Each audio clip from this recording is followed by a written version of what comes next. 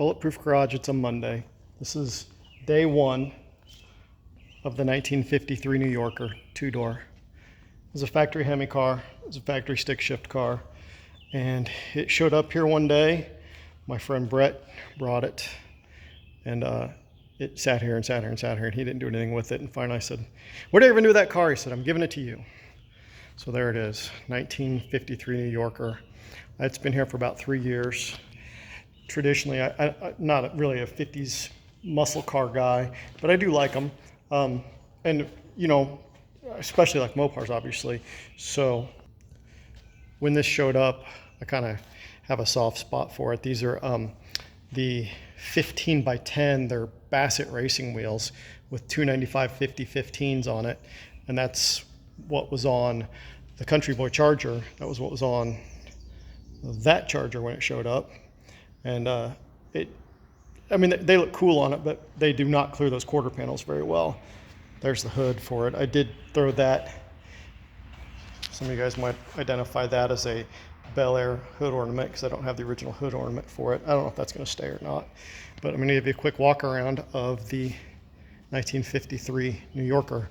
This car is so pretty in so many different ways, and it's so solid too. It actually came from Oregon, and the only way I know that is because it has parking stickers in the windows from the high school that it attended. I don't know if you can really make that out or not. It says Mac High Grizzlies. It has those on both sides. It's kind of neat. I put the Jeg stickers on there because I want it to look like a muscle car, but it's beautiful patina. I started sanding on it today, trying to make it look really perfect. Not everything has to be a shoebox Chevy or a Ford, and you don't see too many two-door 50s Mopars out there running around, especially that are affordable. That's the motor that's going in it. That's a Stroked Small Block Mopar. It's got an Eagle rotating assembly in it, and it was running yesterday. It is a 4-wire setup, so it has a GM alternator on it, a GM distributor on it, and a little Dodge Dakota starter, but that's what's going in it. I'm a pretty firm believer in keeping them as simple as you possibly can, and if you can keep these simple, then you can do simple builds. The motor that I had a Only Vans, and it's a van that I loved, and I enjoyed it, and I enjoyed driving it, and it did run and drive. But in the grand scheme of things, it's just not safe enough for my family to ride, and it only seats 2 people. And there's the hole where the motor was. That's the cradle that me and Waylon built together. He did all the welding on it, and I did some of the design on it. And it's just to give you an idea of what the drive shaft looked like in this. That's the drive shaft for it. That's the whole entire thing. That's the rear transmission cross member. And in my mind, I envisioned it being this rear-engined thing where the motor was going to sit real far back and it was going to be awesome, but the motor just kept getting closer and closer to the back of the seats, and the radiator was too far forward.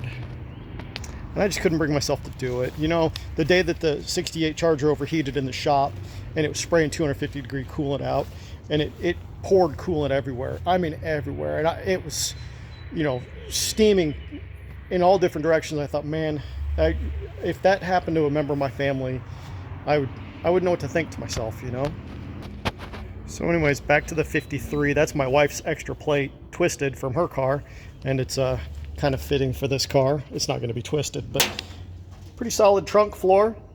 It does have a little bit of corrosion right there. Not real bad. These 1950s cars sure didn't rust. These were made out of real metal, metal that hadn't been recycled a million times. And this side has been sanded already, and you can see how it's kind of getting a little bit of a shine to it. That was, I love color sanding, and that was a wet 320. And I'm color sanding all the chrome and everything, trying to make it look beautiful. The wheels came out good though, and they really, the 15 by 10s with the 295 50s really set the car off. I love it. Like I said, I'm not a 50s car guy, but this car right here speaks to me. I love the way it looks. I don't know. We talked about some different things about like a wipe on clear coat. My buddy Drew says wipe on clear coat's the way to do it. And I don't know. He likes the Shine Juice and Poppy's patina. When you sit in this car, man, it's, this car's been around. This car's been around for 72 years and it still steers.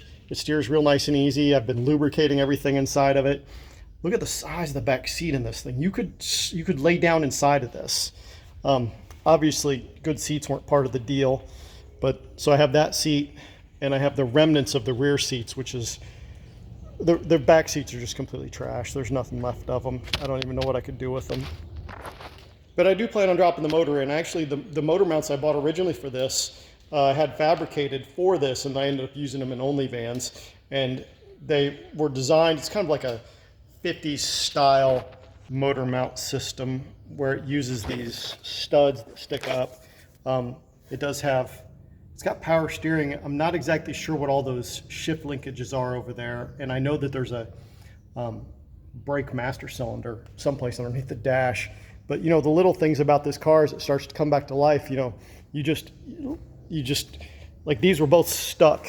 They were both stuck really bad. And now it's like, of course, well, see, that's real. So now it's, oh, come on now. You popped up 1,000 times. There we go. And they pop up and down, and they're supposed to have springs on them, but somebody has taken the springs off. But you know, just little things like that as it starts to work and starts to be more and more perfect, just like the little vent windows. That's something you'll never see. You'll never see that again on new vehicles, and I'm not sure why. I think everything has to have air conditioning now, but vent windows, so you could, they were for fresh air, but a lot of people would hold their cigarettes like that in them. I don't smoke, so I wouldn't know that, but just a really cool old car, and it's hopefully going to be running and driving pretty soon. Really, as far as the motor goes, I mean, transmission cross member is about the only thing I've got to fab up. Hopefully it bolts right down. This side hasn't been sanded yet. You can see a little more of how rugged the car looks. I'll give you a nice big long shot of it, and then I'll get out of here. But that is what a 1953 New Yorker two-door looks like. And I better put the hood on it soon because it looks great without the hood. And I don't know if you can see, these are 12.5-inch wide tires on 10-inch wheels, and it gives it a real stock car look. They did race these stock car. Oh, I should have shut the door before I came back and did this. But that is the 1953 New Yorker. It's been here for probably, I think, 4 or 5 years. And it probably hasn't ran in, I don't know, 30 or 40 years. But there it is. That's Bulletproof Garage, Monday evening. Happy Memorial Day to everybody. Please remember those that gave it all, gave all their lives to, gave their entire life to this country. And that's what Memorial Day is all about. So signing off, like, share, and follow. And comment if you like. Bulletproof Garage.